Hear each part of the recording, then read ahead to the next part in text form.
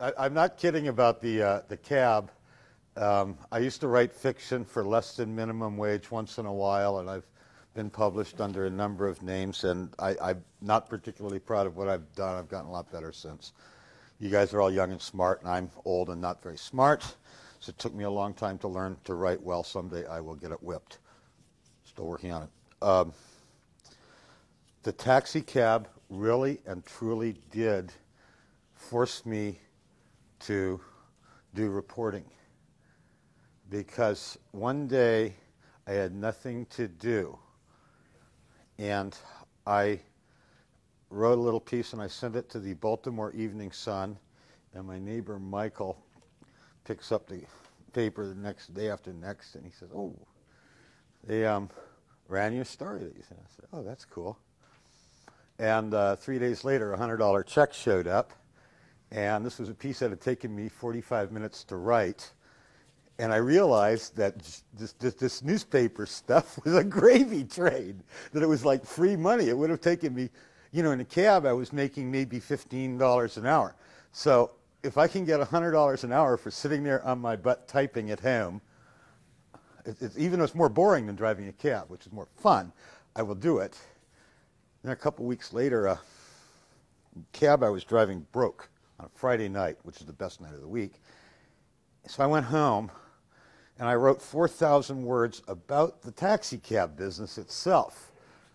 And I sent a copy of that to Baltimore Magazine. You have a city magazine here. Every city has one. They're all the same, really. The Fluff Mag. And sent one to the Baltimore City paper, which is a weekly alternative paper. You have one of those here, too. And the guy who was editing Baltimore Magazine 3 weeks later calls me back and says, that story you sent me, I found your phone number through a mutual friend. I lost it. It was real good. But at the same time, like within an hour, Michael, the guy who edited Baltimore City paper, said, it's a really great story. We'd like it as our cover next week. I'll give you $500 for it. Whoa, okay. I like this. The story ran. I got a great deal of hate mail because I wrote very honestly from the cab driver's left front seat. And then Mike Bowler, who was one of the last of the Mencken-trained editors at the Baltimore Evening Sun, wanted me to write more stuff for him, so I wrote about cab passengers. His pitch to get me to do it was William Raspberry, the columnist, often talks to cab drivers, interviews them, and does stories. He says, why don't you just skip the step, skip Raspberry and do it direct? I'll give you $150 a column. Now remember, it's taking me under an hour per column. So I already knew how to type. Typing is pretty easy. It's a skill you can acquire. And I don't know about you. I type around, not real fast. I type about 55 words a minute. And at that time, we were just starting to get these automatic word processor things so you could back up and correct your mistakes without whiteout.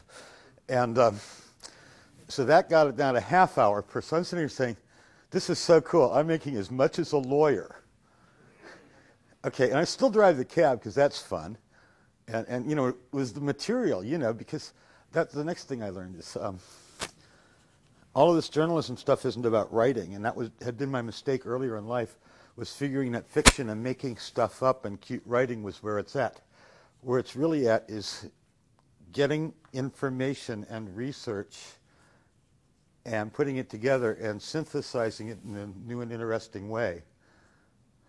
That research is everything, and I started wanting more and more